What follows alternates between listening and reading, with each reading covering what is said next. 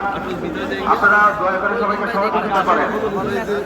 আমরা আমাদের নিরাপত্তা বাহিনীর সদস্যরা এখানে প্রাণান্ত করার চেষ্টা করছেন, আপনারা তাদেরকে একটু সহযোগিতা করেন যাতে তারা পেছনে যেতে পারে।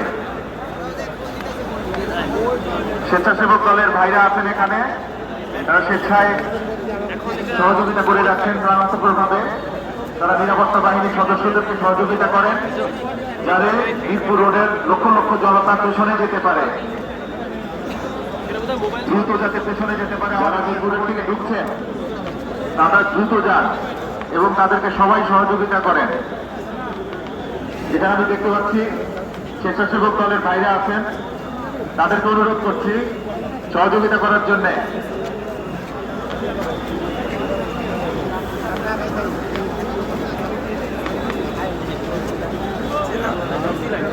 মানে আমাদের তাদেরকে পেছনে যাওয়ার ব্যবস্থা করে দেন।